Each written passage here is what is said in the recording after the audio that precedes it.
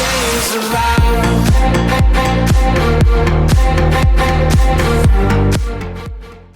Hello and welcome to the Tottenham America channel. Today we will be reacting to Tottenham's terrible 3-1 loss to Brentford, their first home loss to Brentford since 1948, as a double from Embeumo and one goal from Wissa in the 88th minute did the damage for Brentford as they turned around a 1-0 deficit after Harry Kane got the opening goal in the 8th minute. This caps off the last home display in an absolutely tumultuous season for Tottenham.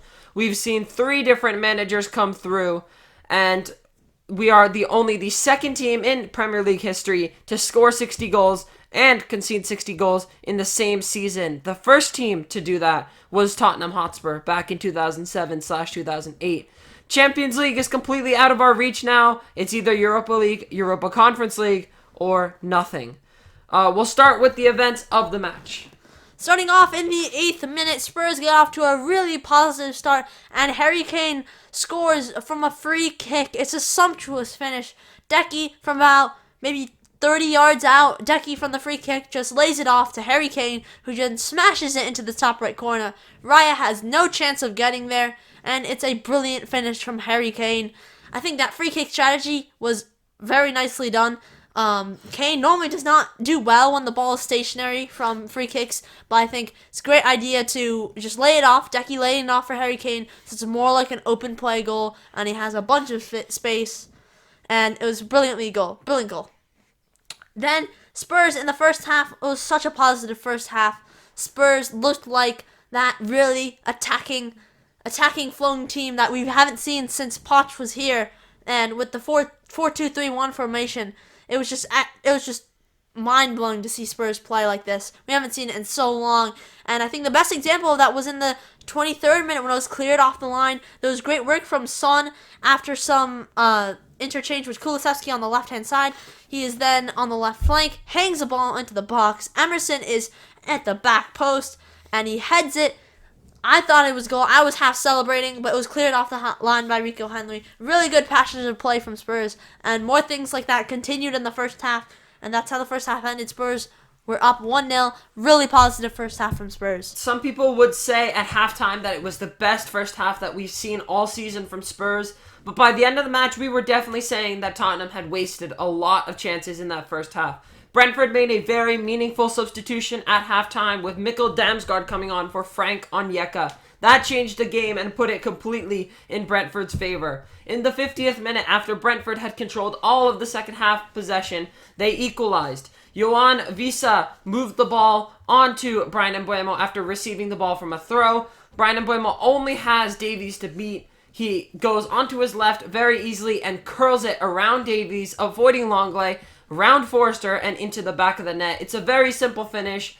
Davies and Longley do not close Embeumo down enough, and Brentford are level within 5 minutes of the restart.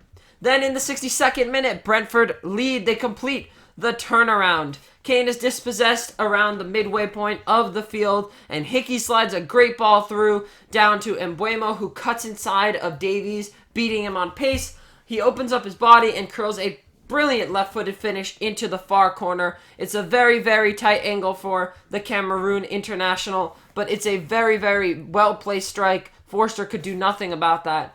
And Brentford, all of a sudden, lead 2-1 after that first half from Tottenham. They find themselves down 1-2. Then, just to put the icing on the cake, Yohan Wissa scores in the 88th minute to make it 3-1. Skip tries too much on the edge of his own box. He loses the ball under pressure from Baptiste. And Embeumo receives the ball and moves it onto Wissa, who just has to fire past Forster, which he does very simply. Brentford now lead 3-1. There were 9 minutes of added time, and Tottenham went very, very close to finding another goal. But David Raya produced one of the greatest double saves of the game. Richarlison got 2 headed opportunities. One of them was a fantastic save by Raya's right hand to push it onto the post. The ball gets recycled and put back into the box. Richarlison gets his head on it again. This one's a little bit more of a simpler save, but still, Raya has work to do. And in the end, Brentford do come up on top by 3-1, and if results go their way, they could finish above Tottenham Hotspur on the last day of the season. Honestly, our attack was actually excellent today.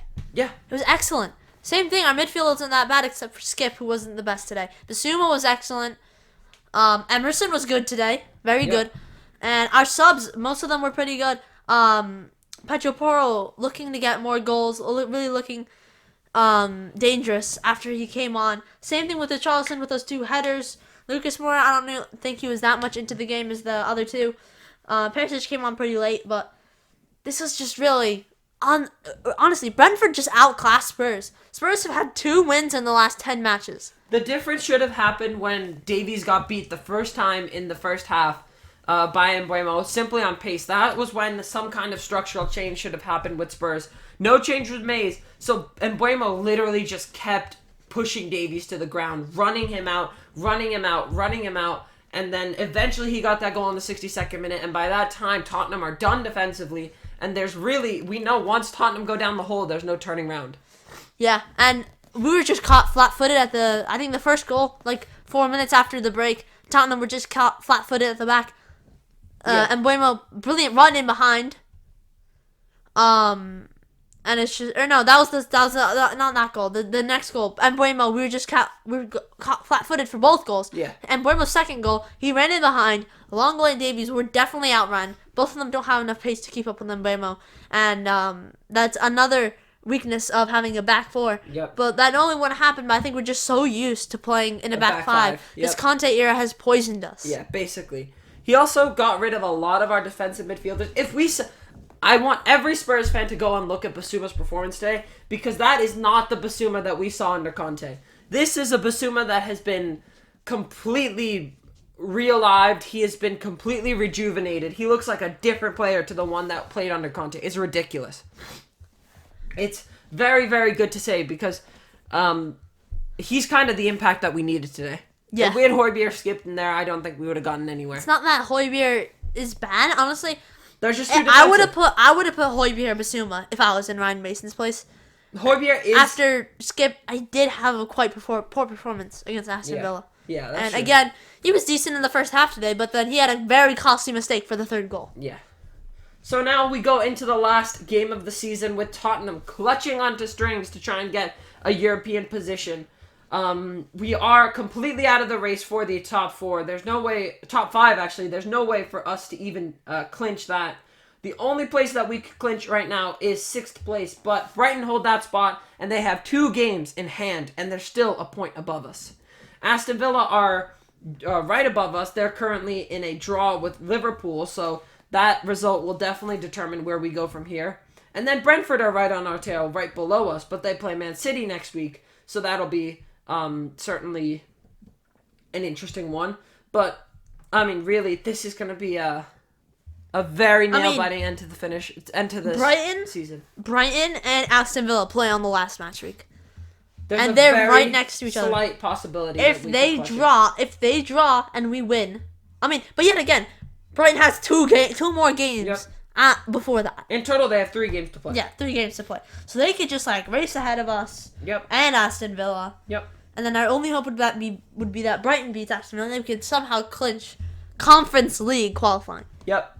So it's going to be a very, very rocky road to the end. I think once this whole season ends, we're going to see a lot of shifting in who goes out, who comes in. We're going to see a lot of players go out. And I'm really hoping we have a powerful coach who really demands what he wants from Levy, because that's very importantly, a coach with a back 4. Most likely it'll be Arne Slot of PSV Eindhoven or Feyenoord. I forget where he works. One of those teams. He's at there, and he has said that he wants to come into the Premier League or a higher league than the Eredivisie. So, yeah, it was Feyenoord. They won the Eredivisie this year, actually. Surprise over PSV Eindhoven and Ajax. So, Arne Slot, I'd take him. I don't think Ryan Mason is going to be the right one for the job after these last couple games. I think he's going to go back. He's going to stay in our staff, though. And I think whenever the time comes, I think he will be our manager. The key for us is just we have to make sure that we get that manager in early, and that falls on the part of Daniel Levy. Yeah, we have to get that manager in early. That's one thing with Conte. Like, last season, if we got Conte in early, things could have changed. If we didn't have Nuno and got his signings in that he wanted, just for him to get sacked 3 months later, and we had to, like, completely rebuild the squad once again. Yep.